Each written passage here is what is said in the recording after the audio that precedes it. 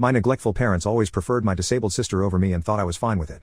But on my 18th birthday, I finally snapped and ran away from home. My sister was born when I was 2 years old and was diagnosed with Down syndrome. Naturally, she garnered more attention from my parents, but I didn't have a problem with that since I also liked playing with her. But as we grew up, things changed for the worse. I would constantly have to give up the chance to watch my favorite TV shows because she needed her comforting music videos. Whenever I would bring home a test that I scored perfect on, I would get ignored in favor of my sister who got 50% on it. I still kept working hard at school because it was my dream to one day become a lawyer. But it always irked me whenever my parents told others that I was only performing well because of the effort they put into raising me. When I was 13, they organized a vacation without even telling me they were going somewhere. They were taking my sister to Disneyland and just assumed that I don't like Disney because I'm a boy, which made no sense. I told them that I really wanted to go, but they said that the tickets were already booked, so there's nothing they can do. My sister also had a bunch of food allergies, meaning we couldn't just eat at any restaurant. I still wanted my parents to sometimes cook the food that I liked, but they always said, we as a family need to eat the same food as her to show our support.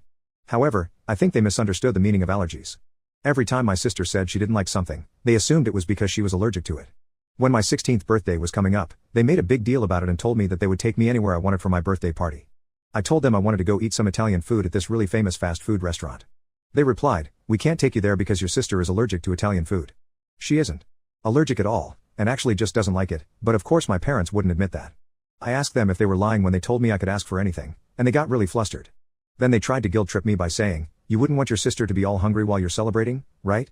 I kindly reminded them that they had planned an entire vacation while excluding me. My birthday was a special day for me, so they should be able to compromise a little.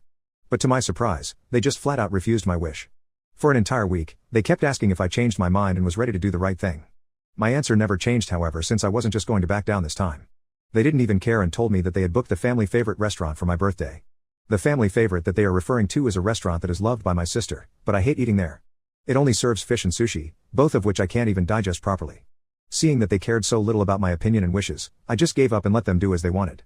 I don't know why, but they once again went on Facebook and made a post about how they were talking me to my so-called favorite restaurant even though it was expensive.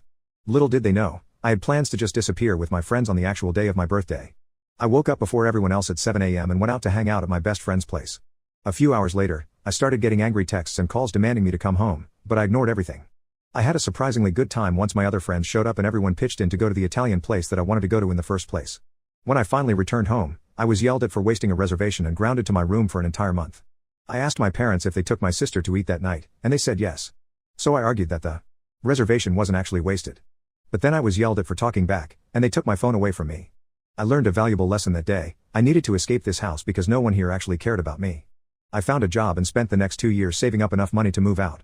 Thankfully, my parents didn't make me pay rent since they didn't know about my job. But on the other hand, they thought I was becoming a rebel who stayed out until late and therefore started scolding me every chance they got. I didn't let that bother me though, and kept working. The most important thing was to not let my grades slip, because I desperately needed a scholarship if I ever wanted to get into law school. Anyway, fast forward 2 years, and my 18th birthday is coming up. I have saved nearly $3,000 and am ready to move out, having already scouted an apartment. My plan was to just pack all my stuff up and disappear without saying anything. But then they started making a big deal about me turning 18, and said that I could ask for anything I wanted. I realized it was a repeat of 2 years ago, and decided to give them a chance to make things right. I told them I wanted to go eat at the Italian place again, and decided that if they agreed, I would abandon my plans to move out. And of course, they told me to cut it out and that I needed to accommodate my little sister even if it's my special day, completely ignoring the fact that we have been accommodating her for her entire life. The weirdest part was that they once again booked a reservation at that family favorite restaurant and assumed that I had learnt my lesson. One day before my birthday, I decided to tell them my true feelings on the matter. I sat down peacefully and started explaining my point of view of how they were doing things. I never raised my voice, and yet, just 2 minutes into the conversation, I was told to shut up. Apparently, I was a rude, rebellious kid because I couldn't handle them taking care of my sister instead of me. This is when I lost my cool. I stood up and yelled at them, listen to what I'm saying, goddammit. It's not a matter of who you're taking care of, it's a matter of who you love more and who you don't love at all. I yelled a lot of things, none of which I regret in retrospect. But, thanks to that, I was grounded and the next day they went to the restaurant without me. Which gave me more than enough time to move out without dealing with their confrontation again. Now, it doesn't matter if they grow up and suddenly decide that my life also matters, because as far as I'm concerned, I became an orphan on the day my sister was born.